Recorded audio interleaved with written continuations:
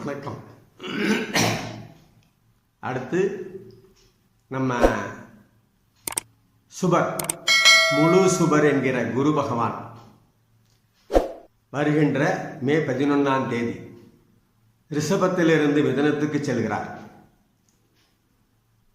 திருக்கணிதப்படி மே 14ஆம் தேதி ரிஷபத்திலிருந்து மிதுனத்துக்கு போறார். இப்போ ரிஷபராசிக்கு உண்டான பலன்கள், அதாவது ரிஷபத்தில் இந்த ஒரு வருஷமா 13 மாசமா ரிஷபத்தில் தான் இருந்தார்.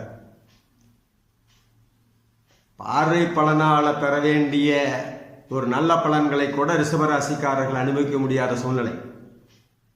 பதவி பறி போனது, அவமானங்கள், அரசியலில் ஜொலிக்க முடியாத தன்மை, பொது வாழ்க்கையில் இழப்பு, அதை போன்ற அவங்க தன்னுடைய ராசியில் குரு இருந்துக்கிட்டு அவங்கள ஆட்டி படித்தது கொஞ்சம் நெஞ்ச பிரச்சனை இல்லை. தன்னுடைய உறவுகளில் சங்கடம், பொருளாதார இழப்பு, நண்பர்கள் வகையில் சங்கடங்களால் அனுபவித்த ரிஷபராசி நேயர்கள் இதில் அத்தனையிலும் இருந்து விடுபடுகிறார்கள். அதாவது ராசியில் இருந்துக்கிட்டு ரிஷபராசி ஆட்டி படைச்ச குரு பகவான் 2ஆம் இடத்துக்கு போய் தனவாக்கு ஸ்தானத்துக்கு போய் நல்லா பலம் கொடுக்கிறார் ரிஷபராசிக்காரங்களுக்கு.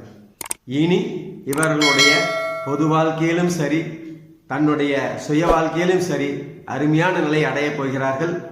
பார்வை பலம் 6ஆம் இடம், 8ஆம் இடம், 10ஆம் இடம் இது போன்ற இடங்களை குரு பார்ப்பதால் எதிரிகளை வசியப்படுத்துவார்கள். விபத்து,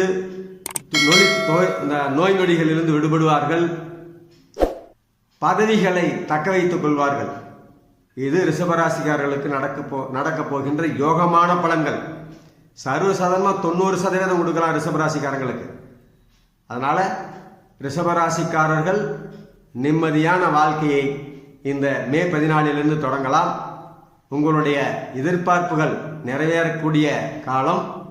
சரியாக திட்டமிட்டு செயல்பட்டால் உங்களை ஸ்திரப்படுத்தி அரசியலிலும் சரி, பொதுவாழ்விலும் சரி நல்ல நிலையை அடையலாம் என்று இந்த குரு பயிற்சி உங்களுக்கு அறிவுறுத்துகிறது. ரிஷபராசி அன்பர்கள் அதை பயன்படுத்திக் கொள்ள அன்புடன் வேண்டுகிறேன். அருமையான பலன்களை அனுபவித்து நிம்மதியான வாழ்க்கையை தொடங்குங்கள். இது போன்ற இன்னும் சிறப்பான பலன்களை அனுபவிக்க இருக்கிறீர்கள். நன்றி, வணக்கம்.